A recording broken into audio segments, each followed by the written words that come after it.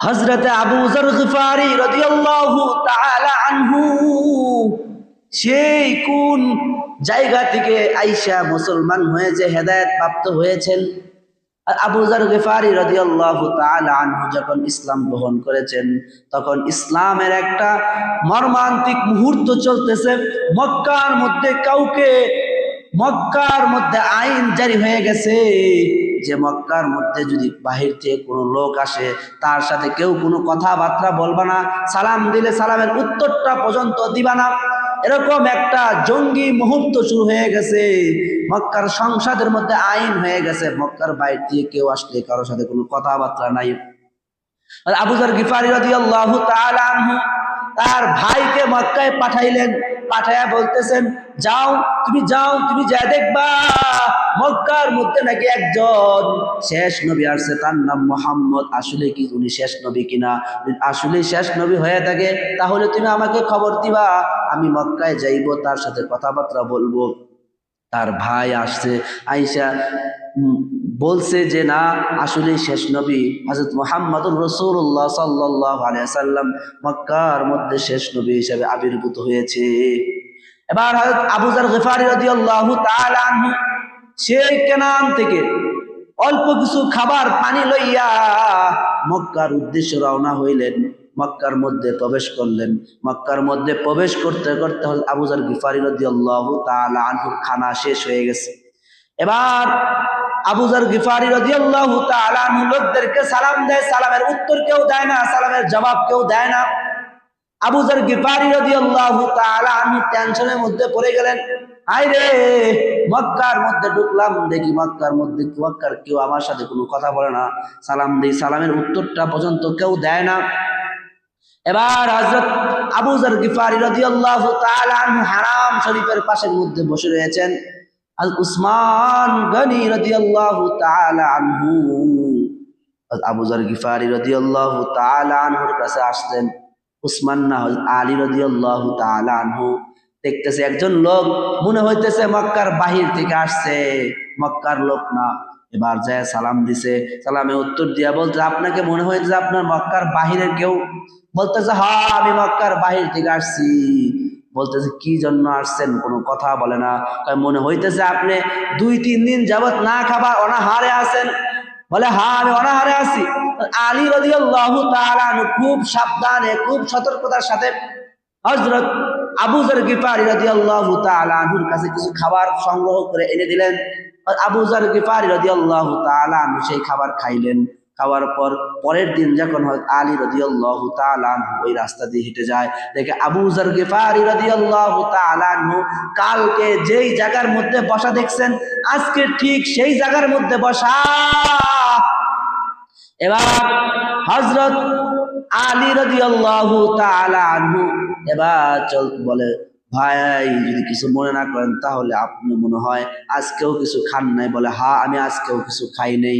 বলতেছে, তাহলে ঠিক আছে, চলেন আমার সাথে, চলেন আমার বাড়িতে, আজকে আপনি মেহমান হবেন। আর আবু যর গিফারি রাদিয়াল্লাহু তাআলা আনহু বলে, ঠিক আছে যাই। আলী রাদিয়াল্লাহু তাআলা আনহুর সঙ্গে গেলেন। ঘরে যাওয়ার পর ঘরের দরজা নক করে দেওয়ার পর এবার বলতেছে, ভাই আপনার নামটা কি আমি জানতে পারি? এবার আবু যর গিফারি রাদিয়াল্লাহু তাআলা আনহু বলেন, আমার নাম হযরত আবু যর গিফারি। বলে, আপনার বাড়ি কোথায়? বলে, আমার বাড়ি সেই কেনান, আমি কেনান থেকে আসছি। এবার আলী রাদিয়াল্লাহু তাআলা আনহু জিজ্ঞাসা করে, ভাই আপনি কেনান থেকে এখানে কি জন্য আসছেন? এবার আবু যর গিফারি রাদিয়াল্লাহু তাআলা আনহুর ভিতরে ভয়, কিছু বলে না। ভাই বলেন কি জন্য আসছেন? বলে, না বলা যাবে না। এবার আলী রাদিয়াল্লাহু তাআলা আনহু বারবার জিজ্ঞাসা করার পরে বলতেছেন, হ্যাঁ আমি তো আপনাকে বলতে পারি, তাহলে আপনি যদি আমার আমানত রক্ষা করেন তাহলে আমি আপনাকে বলতে পারি। আলী রাদিয়াল্লাহু তাআলা আনহু ডাক দিয়ে বলছেন, কোনো সমস্যা নাই, আমি আপনার আমানত রক্ষা করব, আপনার কথার আমানত আমি রক্ষা করব। আবু যর গিফারি রাদিয়াল্লাহু তাআলা আনহু জানে না এটা হযরত আলী, যে যুবকদের মধ্যে সর্বপ্রথম মুসলমান হয়েছে, এটা তো আবু যর গিফারি রাদিয়াল্লাহু তাআলা আনহু জানে না।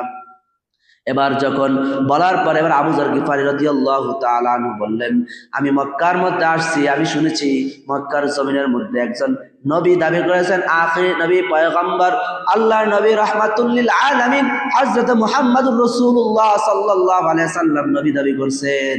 আমি ওনার হাতে হাত রেখে মুসলমান হওয়ার জন্য আমি মদিনায় আসছি, মক্কায় আসছি। যখন এই কথা বললেন, এবার আলী রাদিয়াল্লাহু তাআলা আনহু খুশিতে দাঁড়ায় গেলেন, দাঁড়ায় বলতেছে, আপনি আমার বুকে আসেন, আপনি তো আমার ভাই। কেন? আমি তো মুসলমান হয়েছে, আমি হলাম আলী, আপনি মুসলমান হওয়ার জন্য আসছেন, কোনো টেনশন নাই, আপনি ভালো মানুষের কাছে বলেছেন। এবার আলী রাদিয়াল্লাহু তাআলা আনহু বলতেছেন, এবার আবু যর গিফারি রাদিয়াল্লাহু তাআলা আনহু বলেন, চলেন আমাকে এখনই আল্লাহর নবীর কাছে নিয়ে যান, আমি এখনই মুসলমান হয়ে যাইব। এবার আলী রাদিয়াল্লাহু তাআলা আনহু বলেন, মক্কার অবস্থা ভালো না, যদি আমি আর আপনি একসাথে আমাকে দেখে তাহলে আপনাকেও হত্যা করবে, আমাকেও হত্যা করবে, তাহলে কি করার? বলে, আজকে রাত্রে আপনি আমার এখান দিয়ে খানা দানা খেয়ে আপনি কাবা শরীফের পাশে যায় ঘুমাইবেন। ঘুমানোর পর সকালবেলা আমি যখন আমার বাড়ির থেকে বের হব, আপনি দূরের থেকে আমাকে ফলো করতে করতে আপনি আমার পিছনে পিছনে যাইবেন। যখন আমি আমার হাতের মধ্যে একটা ইট থাকবে, ওই ইট আমি একটা গুহার দিকে নিক্ষেপ করব। যখন আপনি ওই ইট দেখা ওই যে রাস্তার মধ্যে আমি ইটটা নিক্ষেপ করবো, আপনি ওই রাস্তা দিয়ে সোজা হাঁটতে থাকবেন, দেখবেন যে আল্লাহর নবী রাহমাতুল লিল আলামিনের সাথে সাক্ষাৎ হয়ে যাইবে। হযরত আবু যর গিফারি রাদিয়াল্লাহু তাআলা আনহু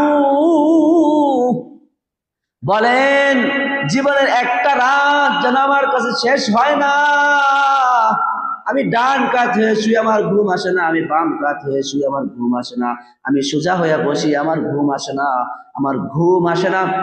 এই একটা রাত, জীবনের একটা রাত আমার কাছে ঘুম আসতেছে না, আমার শেষ হয় না। আলী রাদিয়াল্লাহু তাআলা আনহু সকাল হয়ে গেল, আলী রাদিয়াল্লাহু তাআলা আনহু ঘর থেকে বের হয় না। আলী রাদিয়াল্লাহু তাআলা আনহু যখন সকালবেলা ঘর থেকে বের হইলেন, বের হওয়ার পর এবার আবু যর গিফারি রাদিয়াল্লাহু তাআলা আনহু ওই আলী রাদিয়াল্লাহু তাআলা আনহু পিছনে পিছনে হাঁটতে হাঁটতে যাইতেছেন।